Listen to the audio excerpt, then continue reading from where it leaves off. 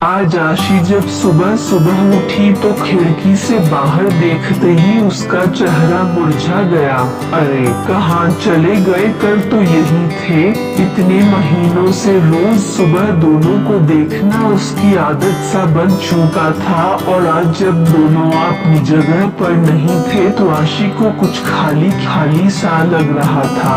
सुबह सुबह बस वो दोनों सामने दिख जाते तो आशी का रोम रोम पुलकित हो उठता था, सुवासित हो उठती थी उसकी सांसें। मन एक अद्भुत खुशी महसूस करने लगता, और सबसे खास बात इन सब का सकारात्मक प्रभाव पड़ता उसके मन मस्तिष्क पर, और कलम खुद ब खुद कोई गीत लिखने लगती। पता नहीं क्या जादू था उन नरगिसी फूलों में, बस देखते ही मन मचल उठता।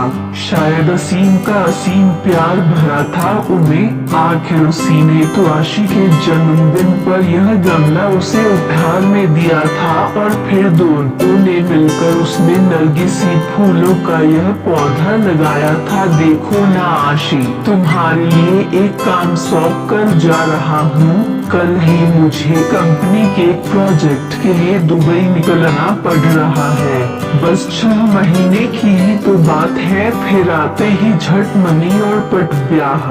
बस तब तक मेरी यादों को इस पौधे में संजोती रहना। असीम को आशी को बातों में उलझाना बड़े अच्छे से आता था।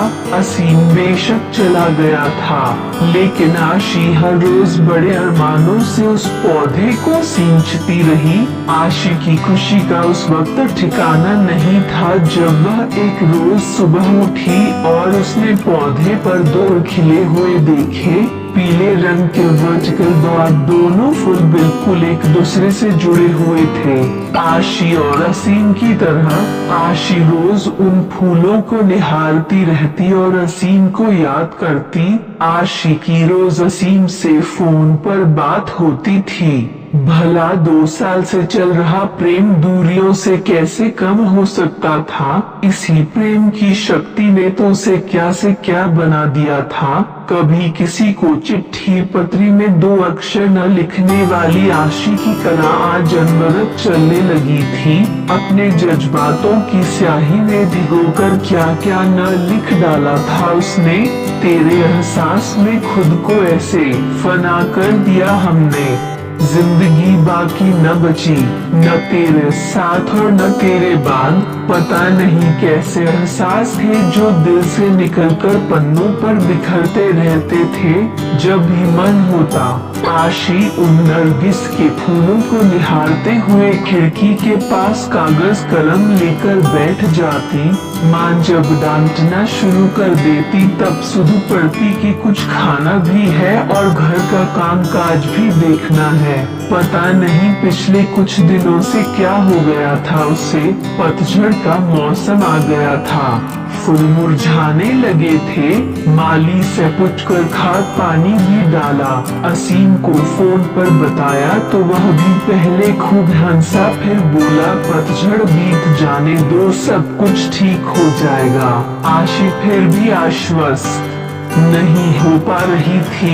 अब तो बसंत की बहार भी छाने लगी थी। चारों तरफ एक मीठी बयार बहने लगी थी, लेकिन फिर भी आशी को कुछ सही नहीं लग रहा था। आज भी उन फूलों को देखे बिना बेचैनी बढ़ रही थी। आशी कागज कलम फेंक कर बाहर आ गई थी और गमले के आसपास ही चहलकदमी करने लगी। कुछ समझ नहीं आ रहा था कि क्या हो रहा है। इसी सोच में उसे यह भी ध्यान नहीं रहा कि काफी देर से बाहर की घंटी बज रही है। एलाशी कहाँ खोई हुई हो? दरवाजे पर कब से घंटी बज रही है, ध्यान कहाँ है? माँ ने दरवाजे की ओर जाते हुए पूछा, इससे पहले कि आशी संभाल पाती। दरवाजे पर असीम खड़ा था, मुस्कुराते हुए, हाथों में नरगिसी फूल लिए।